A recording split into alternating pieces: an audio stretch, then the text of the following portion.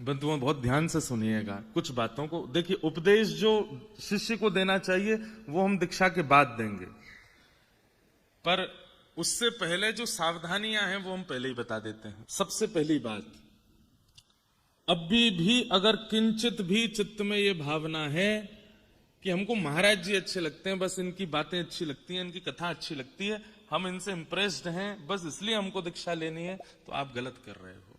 नहीं, दीक्षा तब लेनी है जब ये विश्वास चित्त में आ चुका है कि ये कह देंगे वो मेरे लिए पत्थर की लकीर है। ये अगर आज्ञा कर देंगे कि इस नियम का धारण करना है, तो उस नियम को धारण करने में मुझे दूसरी बार विचार नहीं करना पड़ेगा। महाराज जी के आज्ञानुसार किसी भी क्रिया को करने में हमको किंचित कोई दोबारा सोचने की इच्छा नहीं है। जब ये विश्वास प्रगाढ़ हो चुका हो, कथा सुनकर के, भाव सुनकर के, प्रसंग सुनकर के हम प्रिय लगे हों तो बिल्कुल मत लीजिए। ठाकुर जी प्रिय लगे हों तो ही दीक्षा ग्रहण कीजिएगा। मैं हमेशा कथा में इस बात को कहता हूं। आचार्य की वाणी सुनकर के आचार्य प्रिय लगना चाहिए, ठीक है, उसके प्रति प्रियत्व का भाव होता है, लेकिन उससे अधिक ठाकुर जी प्रिय लगने चाहिए, तभी आप दीक्षा ग्रहण करने के अधिकारी हो।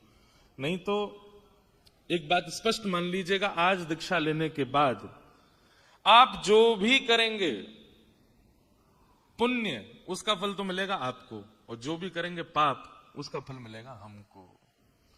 कभी अगर हमारे सिर में दर्द हो रहा हो, कभी हमारे कुछ शरीर में दिक्कत हो जाए, तो समझ जाइएगा हमारे किसी गुरु भाई ने कुछ किया है, तभी इनकी अस्वस्थता आ रही है।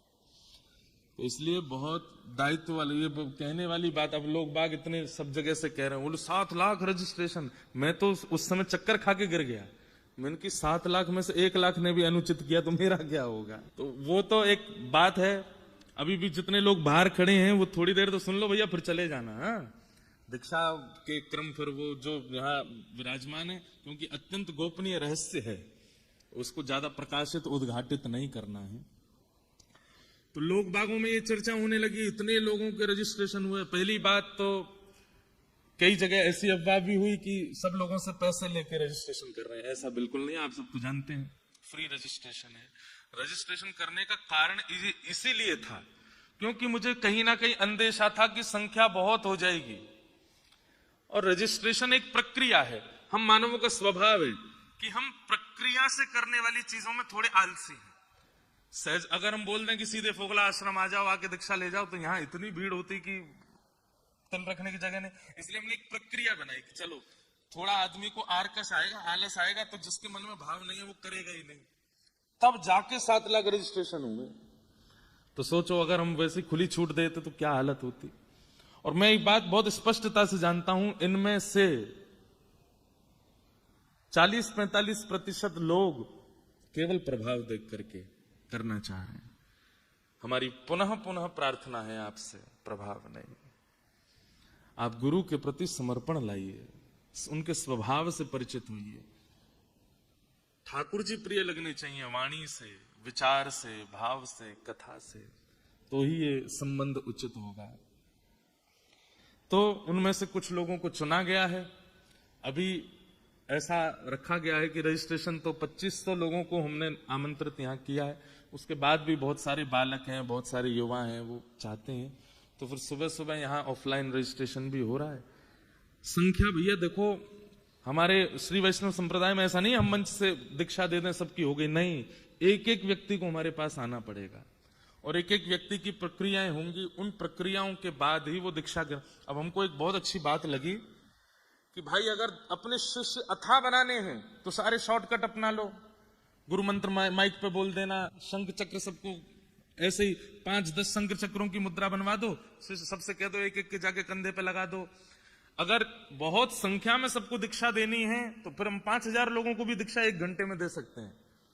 लेकिन एक बात बहुत जरूरी है कि हमको तो दीक्षा आप जीवन भर देनी है, आपकी तो एक ही बार होगी। आपकी वो जो एक बार होने वाली है उसमें शॉर्टकट नहीं है। उसमें ये शॉर्टकट नहीं चलेगा कि भाई माइक से बोल दिया, सबको शंख चक्र दे दिए और वहीं बैठ करके ले लो, हो गया काम, सब चलते बनो। ऐसे संख्या बढ़ाने वाली बात आ जाए तो महाराज हम एक दिन में 1 लाख लोगों को दीक्षा दे देंगे, लेकिन संख्या नहीं बढ़ानी है।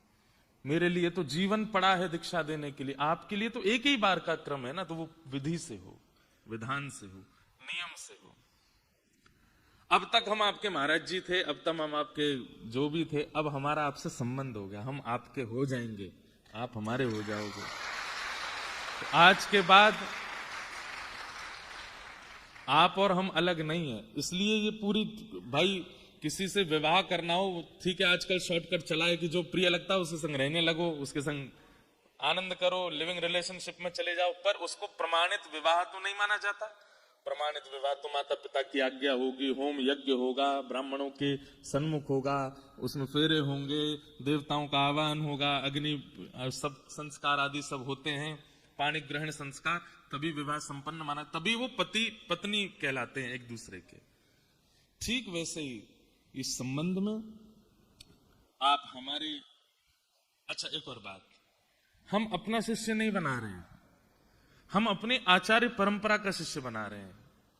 हमारे मुख्य आचार्य कौन है? श्री रामानुजाचार्य जी महाराज, उनकी परंपरा में आपको दीक्षा दे रहे हैं। तो आपके मुख्य गुरु कौन है? रामानुजाचार्य जी।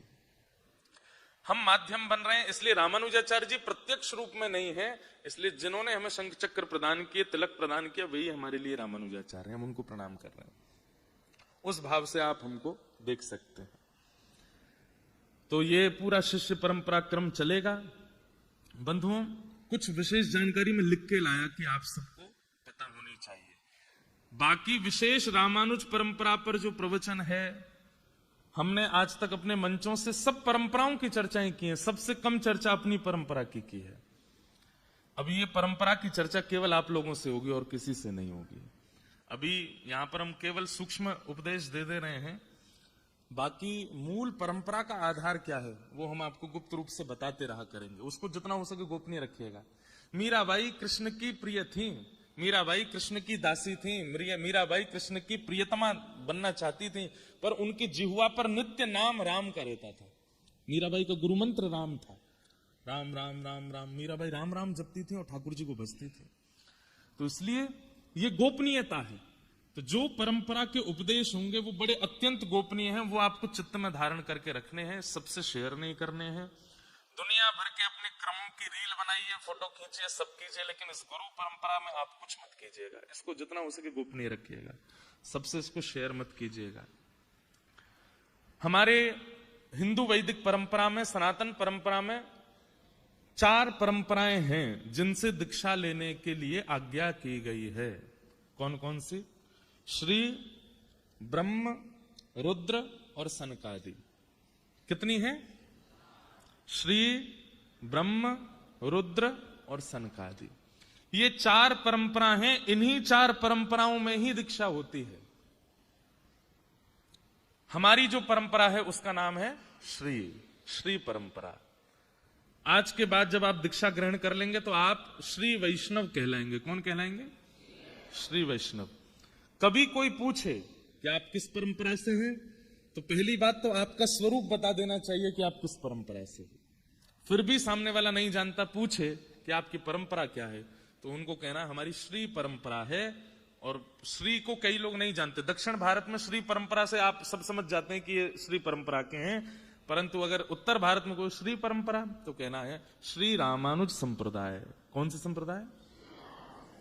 श्री परंपरा में, हमारी परंपरा में आचार्य स्वरूप शेषावतार श्री शेषनाग भगवान ही रामानुजाचार्य जी के रूप में आए, और उन्हीं की परंपरा से इस पूरी परंपरा का नाम रामानुज परंपरा हुआ, नहीं तो ये श्री परंपरा है। ठीक है। तो जो 4 संप्रदाय हैं, श्री, ब्रह्म, रुद्र और सनकादि, उनमें श्री संप्रदाय में विशेष रूप से 2 परंपराएं हैं। एक रामानुज परंपरा, एक रामानंद परंपरा। हमारे पूज्य श्री मलुक पीठ वाले महाराज जी, वो रामानंदी परंपरा है, ये रामानुजी परंपरा है। हमारे परम पूजनीय श्री अयोध्या धाम वाले पूज्य श्री राघवाचार्य जी महाराज, ये रामानुज परंपरा में है। हमारा वृंदावन का श्री रंग मंदिर, रंगनाथ मंदिर, ये हमारी परंपरा का। इसलिए आज के बाद आप लोगों का नियम रहेगा कि आप वृंदावन आइए, सब जगह जाइए, लेकिन यहां से निकलने से पूर्व आपको श्री रंग मंदिर जरूर जाना है, रंगनाथ भगवान का दर्शन करना है। वो आपके आचार्य हैं, वो आपकी परंपरा के इष्ट हैं। आज से आपके इष्ट रंगनाथ भगवान हैं, उनको प्रणाम करके जाना है। उसका विस्तार में और बताऊंगा कहां कहां हमारे इष्ट हैं। तो श्री परंपरा में रामानुज और रामानंद परंपरा विशेष रूप से है। दूसरी परंपरा है ब्रह्म परंपरा। ब्रह्म परंपरा में माध्व परंपरा है, जिनमें हमारे गौड़िया वैष्णवाचार्य होते हैं। तो माध्व परंपरा दक्षिण में है, उन्हीं की शाखा गौड़िया वैष्णव परंपरा हुई, जहां हरे कृष्ण महामंत्र की ज्यादा प्रधानता है। तो ये माध्व परंपरा है। श्री ब्रह्म, अब तीसरे आए रुद्र।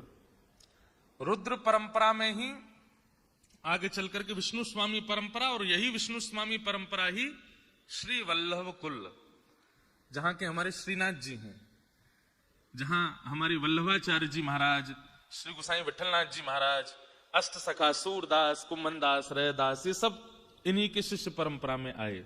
तो वल्लभ कुल जो है ये रुद्र परंपरा के अंतर्गत है। और फिर हमारी चौथी परंपरा आती है सनकादि। सनकादि परंपरा में ही निम्बार्क संप्रदाय, और निम्बार्क संप्रदाय की ही शाखा आगे चल करके हमारे वृंदावन में हरिदासी, जो हरिदास परंपरा है, ये कहां से प्रारंभ हुई? ये निम्बार्क परंपरा से ही प्रारंभ हुई। तो ये चार परंपरा हैं, श्री, ब्रह्म, रुद्र और सनकादि। हमारी परंपरा कौन सी है? श्री। अब ये याद रहेगी चीज।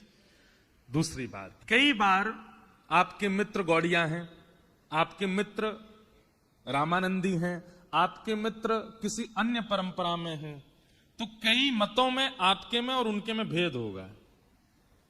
आपको चाहिए उनके मत का सम्मान कीजिए, लेकिन अपने मत का पालन कीजिए। कई बार ऐसा होता है कि आप दूसरे के मत को जब देखते हैं तो उसका मत प्रिय लगने लग जाता है, और उसकी प्रियता में आकर के आपको लगता है कि हमारे मत में तो ऐसा नहीं है, हम ये करके देख लें। नहीं, हमारी आप कथा सुनते हैं, हम हितरवंश महाप्रभु का चरित्र भी कहते हैं, स्वामी श्री हरदास जी का चरित्र भी कहते हैं, हम चैतन्य महाप्रभु के भाव भी सुनते हैं, हम शंकराचार्य जी के भाव भी सुनाते हैं, लेकिन पालन करने की जब बात आएगी तो अपनी परंपरा का पालन करेंगे, जो हमारी परंपरा में निर्देशित है।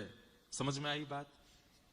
अब मान लीजिए आपका कोई हरिदासी मित्र है जो हरिदास परंपरा में है। अब हरिदास परंपरा का वो जो मित्र है, हरिदास परंपरा में एकादशी नहीं होती। अब वो तो खा रहे हैं आपके सामने रोटी, चावल, दाल, सब्जी, और आप व्रत करके बैठे हो। और क्या बताएं, हमारी परंपरा में तो एकादशी करनी पड़ती है भैया, यार हम भी तुम्हारी जैसे होते, खूब चकाचक खाते। उसी समय आपके इस दुर्भाव का दोष हमको लगेगा कि हमने क्यों दीक्षा दी, जब आपको परंपरा के नियमों में रुझान नहीं था। तो ठीक है, तो कभी भी किसी परंपरा के मत वाले का, अच्छा एक तो हो गई ये बात। दूसरी क्या होती? अरे तुम एकादशी नहीं करते हैं, तुम्हारे यहाँ एकादशी नहीं होती? राम राम राम, ये कोई नियम नहीं। किसी की अवहेलना भी नहीं करनी है, और किसी की परंपरा पर रीझ करके अपनी परंपरा का त्याग भी नहीं करना है। ठीक है, अपना मानिए, सबको जानिए, ये भाव होना चाहिए। भाई जैसे ब्याह होने के बाद में अब पत्नी दूसरों के घरों की बात अगर अपने, उसके घर में तो ऐसा होता है, उसके तो कलेश ही बनेगा। आपके घर का जो नियम है आप उसका पालन करो। कई 2-3 माताओं को मैंने देखा, उबासी आ रही है, कथा में उबासी ले लेना, इस उपदेश में उबासी मत लीजिएगा। यहां बिल्कुल सावधानी से बैठिए। ये हम बार बार सावधानी इसलिए कर रहे हैं, आपका कुछ नहीं होगा, हमारी लाज रखना भैया, हाथ जोड़ के आपसे प्रार्थना है, बहुत ध्यान से सुनिए। तो सब परंपराओं का भाव रखिए, लेकिन अपनी परंपरा का। अब देखो, जैसे हमारी परंपरा में एक नियम है, क्या? हमारे यहां तुलसी पहनते हैं, पर तुलसी जी का धारण कई स्थितियों में नहीं करते। जैसे आप शौच के लिए जाएंगे, उस समय आप तुलसी धारण नहीं कर सकते। आप अपवित्र अवस्था में तुलसी धारण नहीं। अब कई परंपराओं में नियम क्या है? बोले सोते समय, स्नान करते समय, हर समय तुलसी कंठ में होनी चाहिए, पता नहीं कब प्राण चले जाएं, इसलिए तुलसी का सदैव धारण होना चाहिए। अब उनकी परंपरा को प्रणाम है, पर हमारी परंपरा में नियम है, अगर आप शौच के लिए जा रहे हैं, अगर आप अपवित्र स्थान पर जा रहे हैं, तो उस समय हमारे लिए, क्योंकि श्री देवी, भूदेवी और श्री तुलसी देवी ये ठाकुर जी की हैं, हमारी परंपरा में कल्याण की प्रार्थना नहीं की जाती है कि हे तुलसी मैया आप मेरे कंठ पर रह के मेरा कल्याण करो। नहीं, हमारे यहाँ प्रार्थना है ही नहीं। हम ठाकुर जी से निवेदन नहीं कर सकते, जैसे राखो तैसे रहो, आपको इच्छा हो तो मेरे पर कृपा करना, मैं आपको जबरदस्ती हठपूर्वक कंठ में पहन करके नहीं डोलूंगा। इसलिए हमारी परंपरा में कई लोग मुझे टोकते, आपकी कंठी नहीं है। हमारी परंपरा में कंठी पहनते हैं, पर उसके नियम हैं। इसलिए अब इस परंपरा को आपको फिर इसका सम्मान करना पड़ेगा कि भाई श्री वैष्णव परंपरा में अगर ये नियम आचार्यों ने बताया है तो आचार्यों की बात हमको माननी पड़ेगी। आप एकादशी नहीं करते, हमारे यहाँ तुलसी धारण हर स्थिति में नहीं करते। आप तुलसी पहनेंगे, लेकिन जब आप अपवित्र अवस्था या अपवित्र स्थान पर या किसी भी ऐसे भाव में है, उस समय आपको अनोसर करना पड़ेगा। अगर आप हमेशा तुलसी धारण करते हैं तो फिर आपको हमेशा शुद्धि का ध्यान रखना पड़ेगा पड़ेगा पड़ेगा। ठीक है, तो कंठी गले में धारण करके अगर रहते हैं तो फिर आपको बहुत पवित्रता का ध्यान रखना पड़ेगा, तो अनिवार्य है। तो ऐसे ऐसे हमारे भाव हैं। तो ये 4 परंपरा हैं। हमारी परंपरा श्री, उसी परंपरा को रामानुज संप्रदाय कहते हैं। हमारा जो सिद्धांत है वो है विशिष्टाद्वैत। क्या है? विशिष्टाद्वैत। अद्वैत, विशिष्टाद्वैत, ये सब अलग अलग सबके मत हैं। जैसे हमारे मत में ईश्वर मतलब परमात्मा, जीव और प्रकृति तीनों को माना गया है। लेकिन शंकर संप्रदाय में हमारे शंकराचार्य जी महाराज कहते हैं कि नहीं, ये प्रकृति आदि सब मिथ्या है, केवल एक है। सबको प्रणाम है, पर हमारे आचार्यों ने यह मत माना कि जीवात्मा है, परमात्मा है और प्रकृति है। तो इसी 3 भावों को मानने वाले को क्या कहते हैं? विशिष्टाद्वैत। क्या है? हाँ, तो विशिष्टाद्वैत। हम लोग विशिष्टाद्वैत हैं, हमारे यहां तीनों को माना जाता है। तो विशिष्टाद्वैत, ब्रह्म, जीव और प्रकृति। हमारे संप्रदाय का मूल ग्रंथ क्या है? श्री भाष्य। श्री रामानुजाचार्य जी महाराज ने श्री भाष्य की रचना की, श्री भाष्य किया। इसलिए हमारे संप्रदाय का जो मूल ग्रंथ है वो श्री भाष्य है। दक्षिण परंपरा में दाक्षिणात्य जब आप जाएंगे तो वहां पर विशेष रूप से वाल्मीकि रामायण को प्रधान माना जाता है। हमारे यहां वाल्मीकि रामायण की प्रधानता है। हमारे 108 दिव्य देश हैं जहां दर्शन करने जाना चाहिए, पर 108 अगर आप नहीं जा सकते हो तो ये कुछ प्रमुख स्थान है। साल में एक बार इन स्थानों का दर्शन अनिवार्य है, जाना पड़ेगा। सबसे पहला श्रीरंगम। श्रीरंगम कहां है? त्रिवेंद्रम, तिरुचि के पास में श्रीरंगम। वहां पर रंगनाथ भगवान शेष शैया पर पौड़े हुए हैं। आप वृंदावन उपासना कीजिए, वृंदावन की उपासना, ये हमारे हृदय का भाव है, पर अपने इष्ट को प्रणाम करने एक बार जाना पड़ेगा। जो गांव में रहने वाले लोग हैं, शहर में आ जाते हैं तो एक आध बार गांव तो जाते ही हैं अपनी परंपरा का निर्वहन करने के लिए। तो ठीक वैसे ही वृंदावन आते जाते रहिए। यहां तो पूरे साल ही आना जाना है, सब करना है, पर एक बार समय मिलने पर इन कुछ स्थानों के दर्शन जरूर करने हैं। पहला तिरुचि के पास में श्रीरंगम। दूसरा तिरुपति में विराजमान श्री वेंकटेश भगवान, तिरुपति बालाजी। तिरुपति बालाजी हमारे गुरु भाई हो जाएंगे आज के बाद में। हमारे ठाकुर जी से 4 संबंध रामानुजाचार्य जी के हैं, पिता, पुत्र, गुरु और शिष्य। ये रामानुजाचार्य जी के 4 संबंध ठाकुर जी से हैं। तो जब कभी भी आप तिरुपति जाइए, तिरुपति बालाजी का दर्शन कीजिए, तो आप उनको एक बार ये कह सकते हैं, गुरु भाई जय श्रीमन नारायण। हाँ, क्योंकि तिरुपति बालाजी ने शंख चक्र ग्रहण किया रामानुजाचार्य जी से। तो दूसरा स्थान हमारे संप्रदाय का प्रमुख कौन सा है? तिरुपति बालाजी, आंध्र प्रदेश में। तीसरा कांचीपुरम। कांचीपुरम में श्री वरदराज भगवान विराजमान है। हमारे व्यासपीठ पे जो सन्मुख बैठ करके कथा सुनते हैं, श्री वरदराज भगवान शंख चक्र गदा धारण करके और आशीष की मुद्रा में खड़े हैं वरदराज भगवान। कैमरा वाले भैया ने जूम कर दे, इतकू कर दे लाला। अच्छा, वो बारो कर रहा, यहाँ दिखाई दो। ये वरदराज भगवान है, दिख रहे हैं? रुको रुको, हम अभी दिखे, सबको दिख रहे हैं? ये वरदराज भगवान है। अब देखो, कांचीपुरम जो है वहां पर वरदराज भगवान विराजमान है, उनके दर्शन होते हैं। लेकिन आपने 2-3 साल पहले एक खबर सुनी होगी कि एक भगवान 40 साल बाद जल से बाहर आए हैं और 40 साल बाद उनका दर्शन हुआ, केवल 40 दिनों के लिए या 20 दिनों के लिए केवल उनके दर्शन हुए, किलोमीटरों लंबी लाइन थी और वो फिर से जल में चले गए। अब 40 साल बाद दर्शन होगा उनका फिर से। ये कांचीपुरम के हमारे इष्ट ठाकुर जी। तो अब हमको लोगों को दर्शन कम से कम 35 साल बाद होंगे उनके। तो अभी वहां वरदराज भगवान विराजमान है, लेकिन जलाशय में, सरोवर में विराजमान ठाकुर जी, वो 40 साल के अंदर ही उनका दर्शन होता है। कांचीपुरम में ये हमारे संप्रदाय का प्रमुख स्थान है। और अंतिम स्थान है मेलकोटा, वहां भी आप जा सकते हैं। अब ये मतलब ऐसा नहीं है कि प्रमुख है, पर ये सब आप जा सकते हैं, इसलिए बता। अभी अभी हम होकर के आए हैं, तिरुवनंतपुरम में है श्री पद्मनाभ भगवान, वो भी हमारे संप्रदाय के ठाकुर जी हैं। तो इस प्रकार से ये कुछ प्रमुख स्थान है, यहाँ आप लोगों को जाना चाहिए। साल में एक बार, 2 साल में एक बार, जब आपको अवसर लगे जरूर जाइए। तो ये हमारी संप्रदाय की कुछ हल्की फुल्की जानकारी है। पूर्ण जानकारी तो आप लोगों को विशेष रूप से हम देंगे। उसके लिए जयपुर में जो कथा होने वाली है भक्तमाल जी की इस वर्ष, वो आप लोग विस्तार से श्रवण कीजिएगा। इस बार हम श्रीमद रामानुजाचार्य जी का चरित्र वहां सुनाएंगे और अपनी परंपरा की पूर्ण जानकारी वहां सबको देंगे। हमारे श्री वैष्णव संप्रदाय में 5 संस्कार होते हैं। कौन कौन से 5 संस्कार हैं?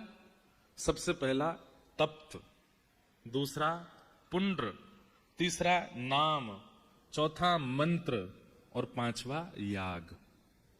ये 5 संस्कार सबके होंगे, जितने विराजमान हैं, चाहे वो माताएं, बहनें हैं, भाई लोग हैं, सबके होंगे। बहुत ध्यान से सुनिएगा। सबसे पहला संस्कार होगा आपका तप्त संस्कार। तप्त संस्कार में क्या होगा? वरदराज भगवान के दोनों तरफ जो शंख चक्र विराजमान है, बाहर किए गए जो यज्ञ है, वो यज्ञ की अग्नि आएगी और उनमें ये थोड़े थोड़े तप करके, थोड़ा इनको उष्ण करके आपके दोनों भुजाओं पर इनको धारण कराया जाएगा। वैसे तो बहुत तप्त धारण करते हैं, लेकिन हम ज्यादा तप्त तो नहीं देंगे, पर इतने तप्त होते हैं कि इनका जो चिन्ह है, फिर वो चिन्ह यहाँ अंकित हो जाता है, शंख चक्र यहाँ विराजमान हो जाते हैं। कई जगह शीतल दीक्षा दी जाती है, जैसे हमारी निम्बार्क परंपरा में शीतल दीक्षा दी जाती है, दक्षिण में माधव परंपरा में तप्त दीक्षा दी जाती है। ऐसे सब परंपराएं हैं, पर हम लोग तप्त दीक्षा लेंगे। तो यहाँ पर बाहर यज्ञ की अग्नि आएंगी, उनमें थोड़े थोड़े तप्त होकर के फिर आपके दोनों भुजाओं पर, वैसे तो कंधे पर होता है, भाई लोगों को कंधे पर होगा और हमारी माताओं को, बहनों को यहाँ भुजा के ऊपर होगा। इसलिए हमने निवेदन किया था कि आप ऐसे वस्त्र पहनिएगा कि ये ऊपर करने में यहाँ पर अनुचित ना लगे। तो यहाँ पर धारण होगा, भाई लोगों को इधर धारण होगा। देखो हमारा शंख दिख रहा है सबको, यहाँ शंख विराजमान है। दिखा दे भैया लाला। अच्छा वो तुम यार उस पर ही इशारा कर दे तो वो दिखाए। वो ये शंख विराजमान है, दर्शन हो रहे हैं? ये देखो यहां शंख है, इधर चक्र है। इनके लिए 2 बातें ध्यान रखिएगा। तप्त मुद्रा देने के बाद में आपके यहाँ चंदन लगा दिया जाएगा, ताकि थोड़ा जलन ना। इतने गर्म देंगे ही नहीं हम, वो चिंता नहीं करना, बहुत हल्का सा देंगे। और वैसे गर्म मिल जाए तो अच्छी बात है। ये मुद्राएं धारण जैसी होंगी, कल जब आप स्नान करेंगे तो अगर मुद्रा बन जाए तो फिर नारायण भगवान का थोड़ा नृत्य कर लेना, नाच लेना। देखो मुद्रा प्रकट हो गई, ठाकुर जी ने अपने शंख चक्र हमको प्रदान कर दिए। इन मुद्राओं का मतलब है साक्षात ठाकुर जी अब हमारे अंदर विराजमान है, शंख चक्र लेकर के बैठे। अगर मुद्रा धारण हो जाती है तो इस पर साबुन नहीं लगाना कम से कम 3-4 दिन तक, और जोर से इसको रगड़ना नहीं। जल पड़े पर उसके बाद फिर जल ऐसे बस उसको सुखा लीजिएगा स्नान के बाद में, और फिर चंदन लगा करके, जो आपको चंदन मिलेगा वो इस पर रोज लगा लिया करना। 2-3 दिन तक ये धारण करना। अगर अच्छे से मुद्रा आ गई तो 35 साल तक मुद्राएं जाएंगी नहीं, ये मुद्रा रहेंगी। ये ऐसे ये काली नहीं पड़ेंगी। ये आपकी, जैसे कई बार होता है ना शरीर में आकृति बन जाती, ऐसी इनकी आकृति बन जाएगी। अच्छा, एक हम अभी गए थे, हमारे जो परंपरा है रामानुज परंपरा में 8 गद्दियां हैं। 8 गद्दियों में जो प्रमुख गद्दी है तोताद्री गद्दी, जिस गद्दी से हम आप सब लोग हैं, वहां के आचार्य ने एक बात बताई, अगर शिष्य अपने नियमों का पालन करता है तो ये मुद्राएं लंबे काल तक रहती हैं, जाती नहीं है।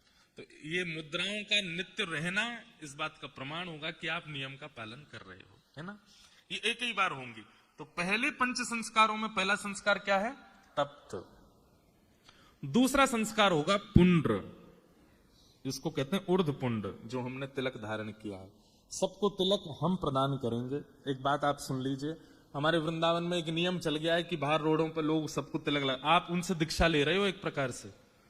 वो तिलक धारण नहीं करना है। वो तिलक धारण क्यों कराते हैं? क्योंकि सूना माथा देखते हैं आपका, इसलिए स्वयं ही तिलक धारण करना। आज हम तिलक दे देंगे, उसके बाद आप लोगों को स्वयं तिलक पहनना है नित्य। भाई लोगों को ये पूर्ण तिलक होगा जिसमें बीच में श्री है, इधर भगवान के दोनों चरण हैं और नीचे आसन है। भाई लोगों को इतना होगा, हमारी बहनों को बीच में श्री और नीचे वी शेप में छोटा सा आसन होगा, उस पे ये तिलक धारण। तो नित्य आपको तिलक अवश्य धारण करना है। तो दूसरा संस्कार होगा पुंड्र। और तीसरा संस्कार क्या होगा? आपका हम नामकरण करेंगे। जो आज तक आपका नाम है, जो आपका नाम है आकर के यहां बताओगे हमारा ये नाम है। फिर या तो हम उसी नाम को थोड़ा मॉडिफाई कर देंगे अपनी परंपरा के अनुसार। जब कभी भी आप ठाकुर जी के सन्मुख जाओगे तो फिर अपने उसी नाम को बोल करके प्रणाम करना। आपका नाम वही रहेगा जो आपका है, पर गुरु ने जो आपको नाम दिया है, जब जब गुरु जी के सामने आना है या जब जब आचार्य सन्निधि जानी है, जब जब ठाकुर जी के सन्मुख जाना है, अपना वही नाम लेना है जो गुरु जी ने दिया है, जो गुरु आज्ञा से मिला है। तो पंच संस्कारों में पहला संस्कार तप्त, दूसरा संस्कार पुंड्र, तीसरा संस्कार नाम और चौथा संस्कार होगा मंत्र। हमारे श्री वैष्णव परंपरा में 3 मंत्र हैं, मूल मंत्र, द्वय मंत्र और आर्ष मंत्र। ये 3 मंत्र आपको प्रदान किए जाएंगे। उनकी कैसे, वो सब हम दीक्षा जब हो जाएगी उसकी व्याख्या उसके बाद करेंगे। लाइव वाइव सब बंद हो जाएगा, जो दीक्षा नहीं ले रहे हैं सब बाहर चले जाएंगे, जो यहाँ व्यवस्था में भी हैं वो भी नहीं रहेंगे, तब उसकी पूरी विधि बताएंगे। और अंतिम संस्कार होगा याग।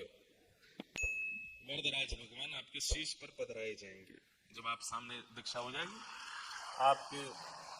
वैसे तो जो गुरु जी के सेवा के ठाकुर जी हैं उनको पधराया जाता है, पर हमारे गिरधर लाल जी उठे ही नहीं, सो ही रहे अभी तंग दुपट्टा।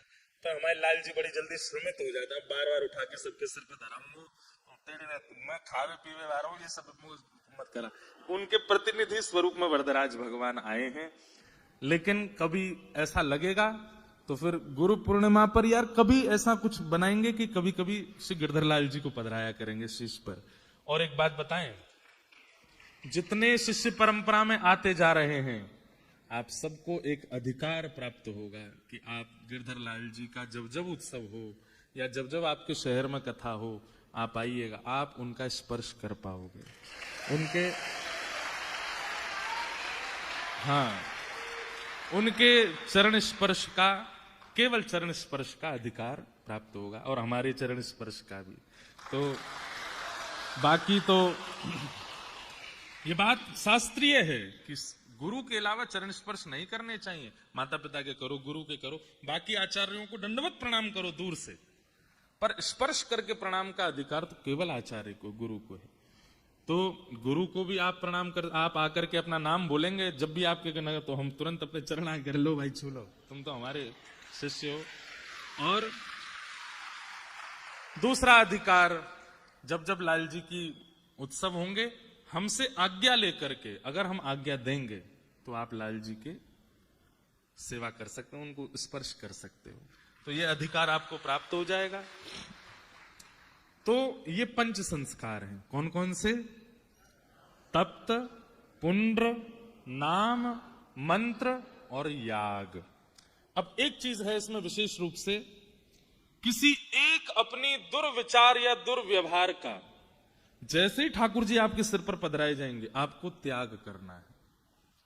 यहां गुरु दीक्षा में दक्षिणा तो देते ही हैं लोग, माला तो देते ही हैं, वस्त्र तो देते हैं, लेकिन एक किसी अपने अत्यंत दुर्व्यवहार का, चाहे वो क्रोध हो, चाहे वो काम हो, चाहे वो लोभ हो, हमने 10 वस्तुओं का त्याग किया आज से ही। क्या क्या वो नहीं बताएंगे, मुझे पता है मेरे भाव क्या है, मेरे अंतरंग भाव क्या है। 10 व्यवहारों का आज ही त्याग किया है कि आज के बाद ये 10 व्यवहार नहीं होंगे। तो आप लोगों को भी जैसे ही गुरु दीक्षा हो, ठाकुर जी सिर पर पधराए जाएं, आपको त्याग करना है। उसमें किसी भी प्रकार का एक वस्तु आप